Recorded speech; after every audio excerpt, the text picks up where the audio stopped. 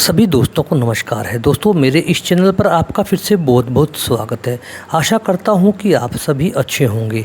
अभी आप अपने सामने एक डीप फ्रीजर को देख रहे हैं। ये बिल्कुल नया डीप फ्रीजर है और इसका जो तापमान है वो ज़्यादा माइनस में नहीं गया। इसे चलते हुए लगभग 1.5 दिन हो गया है। यहाँ भी काफ़ी गर्मी महसूस हो रही है और अंदर का तापमान जो इस वक्त चल रहा है वो -8 के आसपास चल रहा है। जितना वक्त इसको चलते हुए हो गया उसके हिसाब से इसका जो तापमान है वो -18 से लेकर -20 डिग्री तक आ जाना चाहिए था। इसलिए हम इसकी फॉल्ट फाइंडिंग करेंगे। जो दोस्त नए हैं वो वीडियो में रहेगा, जो दोस्त परिपक्व हैं वो स्किप कर सकते हैं।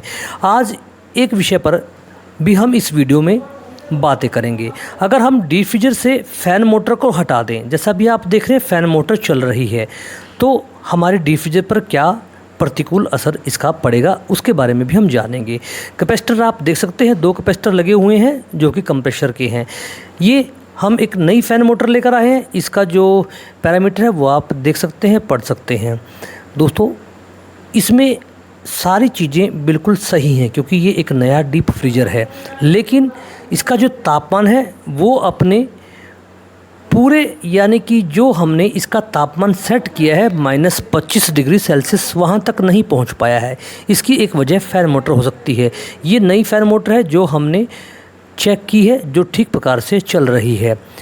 इसकी फ़ैन मोटर जब हमने इसे खोला तो चल रही थी, लेकिन हमें अंदेशा है कि इसकी फ़ैन मोटर बीच में बंद हो जाती है, जिसकी वजह से हमारे इस पूरे साइकिल का यानी हमारे डीप फ्रीजर का कंडेंसिंग तापमान बढ़ जाता है और उसकी वजह से हमारा कंप्रेसर कट ऑफ कर जाता है, जिससे साइकिल पूरा नहीं हो पाता और शॉर्ट साइकिल बन जाता है। इसकी वजह से कंप्रेसर अपनी पूरी क्षमता से कार्य नहीं कर पाता। उसके कारण इसमें कूलिंग भी पूरी नहीं हो पाती क्योंकि इसका तापमान हमने -15 से -25 डिग्री सेल्सियस के बीच चाहिए होता है और हमने इसके तापमान की सेटिंग -25 डिग्री सेल्सियस पर की है और लगभग 1.5 दिन चलने के बाद भी ये अपने तापमान को अचीव नहीं कर पाया। कई बार क्या होता है कि जो ये फ़ैन मोटर होती है इसके बैरिंग या बुश वो जाम होने लग जाते हैं और इसकी वजह से ये कुछ देर चलती है और उसके बाद ये बंद हो जाती है। इसके अंदर एक थर्मोस्टेटिक एक स्विच दिया होता है जो वाइंडिंग का तापमान बढ़ने के कारण शायद इसे कट ऑफ कर देता होगा, ऐसा मेरा अंदेशा है। इसलिए हमने फ़ैन मोटर को बदलने की सोची। जब भी आप किसी भी डीप फ्रीजर की फ़ैन मोटर निकालें तो उसके ब्लेड को हाथों से ना पकड़ें, ज़्यादा स्ट्रॉन्ग हाथों से ना पकड़ें, नहीं तो अगर ये बैंड हो जाएंगे तो इससे हमारे इस डीप फ्रीजर की कूलिंग की क्षमता पर भी असर पड़ेगा क्योंकि फ़ैन का जो बैलेंस है वो बिगड़ जाएगा और ये पूरी तरह से हवा को नहीं बना पाएगा। दोस्तों, जो ये डीप फ्रीजर है ये फ़ैन कूलिंग वाला डीप फ्रीजर है। हम 3 प्रकार की कूलिंग वाले कंप्रेसरों के बारे में जानते हैं। सबसे पहला होता है स्टैटिक, वो अपने आसपास की हवा के द्वारा ही ठंडा होता है। उसके बाद होता है दोस्तों फ़ैन कूलिंग, उसके लिए हमें एक फ़ैन की मदद लेनी पड़ती है, जैसा भी आप देख पा रहे हैं। और एक होता है ऑयल कूलिंग, जो आपने देखा होगा ML033 का जो कंप्रेसर आता था उसमें 5 पाइपें होती थी और गैस के द्वारा ही हमारे उस कंप्रेसर को ठंडा किया जाता था। इसके बारे में मैं एक अलग से वीडियो बनाऊँगा ताकि आप इसके बारे में वो डीपली जान पाएँ। फ़ैन मोटर को लगाते हुए एक बात आपको हमेशा ध्यान रखनी है, कोई भी वार्सल कम या ज़्यादा नहीं होनी चाहिए। अगर ये अनबैलेंस हो जाती है तो ये आवाज़ करना शुरू कर देगी, इसलिए इस बात का ध्यान अवश्य रखें। इसके लिए आपको एक गोटी सेट की मदद लेनी पड़ सकती है, जिससे आप आसानी से इस फ़ैन मोटर के इन नट व स्क्रू को खोल पाएंगे।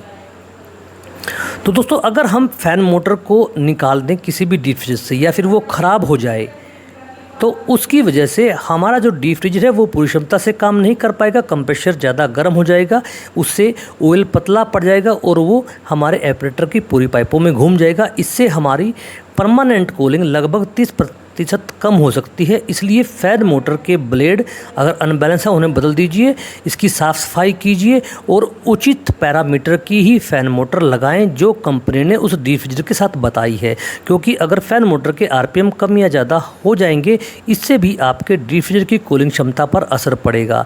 इसलिए इन सभी बातों को हमेशा ध्यान में रखिए और उसी के हिसाब से आप फ़ैन मोटर का चयन कीजिए। फ़ैन मोटर ठीक प्रकार से चल रही है। ये आगे की तरफ से हवा को खींचती है और कंप्रेसर की तरफ हवा को फेंकती है। लगभग ऐसा ही पैटर्न हमारे डिफ्यूज़र वाटर कूलरों में होता है और कई वाटर कूलर डिफ्यूज़र में आगे की तरफ हवा फेंकती है। वीडियो को लाइक और शेयर कीजिएगा। धन्यवाद।